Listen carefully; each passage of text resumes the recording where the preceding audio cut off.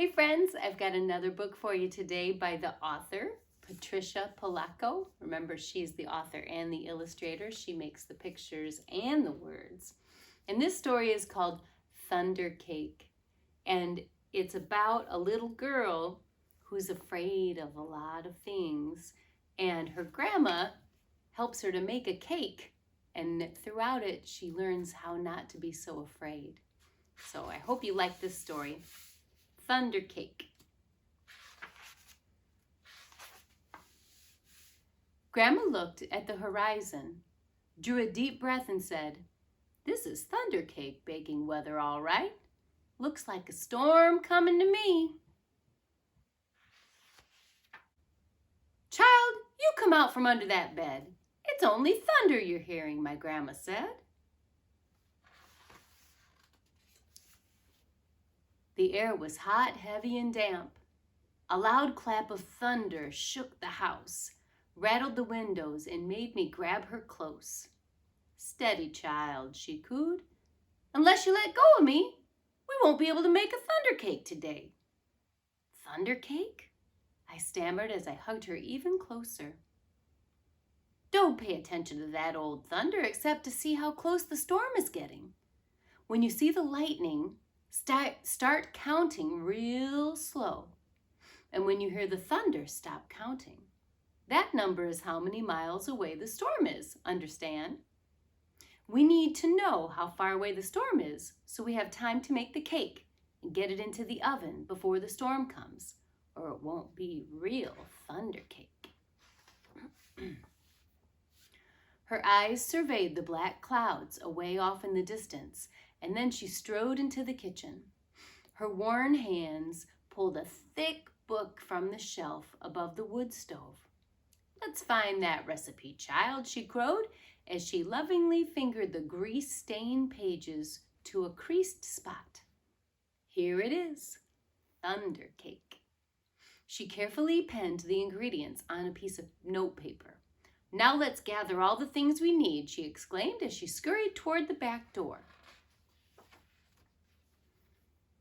We were by the barn door when a huge bolt of lightning flashed. I started counting like Grandma told me to. 1, 2, 3, 4, 5, 6, 7, 8, 9, 10. Then the thunder roared.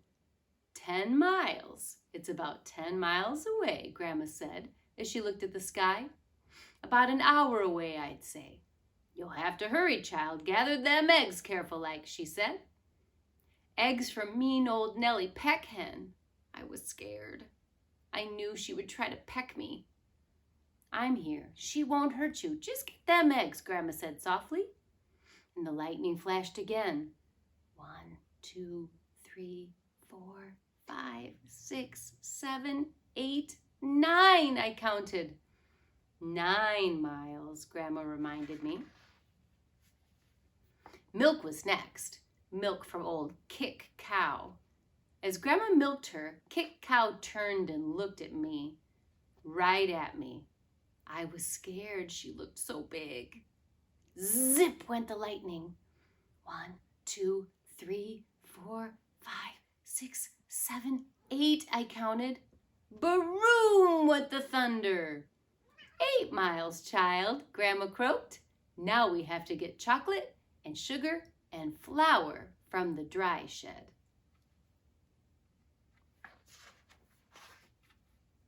I was scared as we walked down the path from the farmhouse through tangleweed woods to a dry shed. Suddenly the lightning slit the sky. 1, 2, 3, 4, 5, 6, 7, I counted. Boom, ba-boom, crashed the thunder. It scared me a lot, but I kept walking with Grandma. Another jagged edge of lightning flashed as I crept into the dry shed. 1, 2, 3, 4, 5, 6, I counted.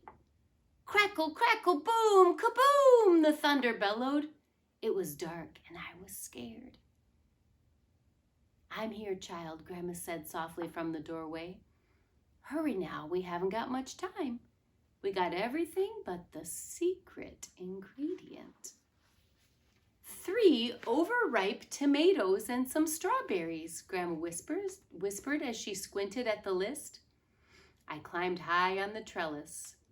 The ground looked a long way down, and I was scared. I'm here, child, she said, and her voice was steady and soft. You won't fall. I reached 3 luscious tomatoes while she picked strawberries. Lightning again. 1, 2, 3, 4, 5, I counted. Kabang! Boom! A-room! The thunder growled. We hurried back to the house in the warm kitchen and we measured the ingredients.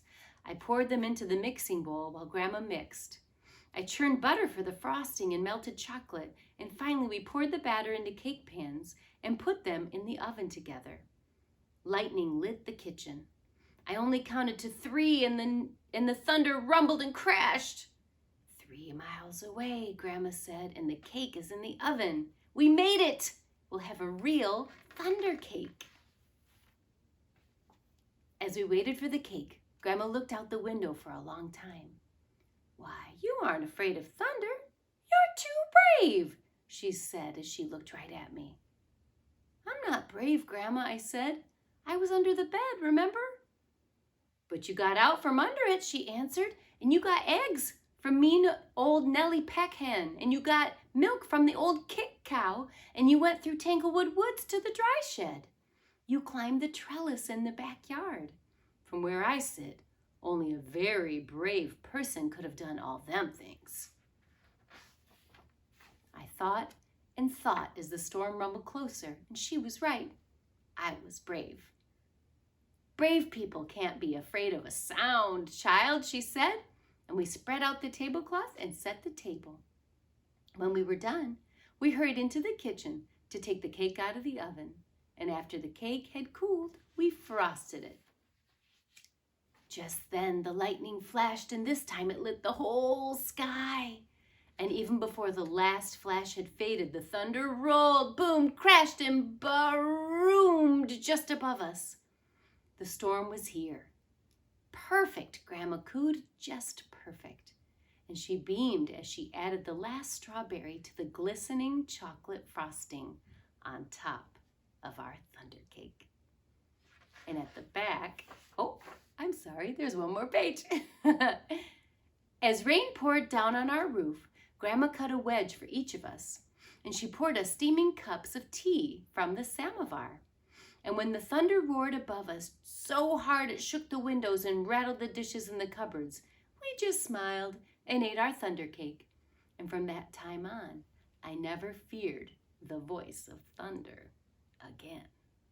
And so I wanted to show you that in the back, when Mr. Dan makes our video, he'll show the recipe for thunder cake. I really liked how she did all those things and was really brave, and then she wasn't afraid of thunder anymore. So think about maybe something that you might be afraid of and how you can be brave and not be afraid anymore. So I hope you like this book, Thunder Cake by Patricia Polacco, and we'll see you again tomorrow.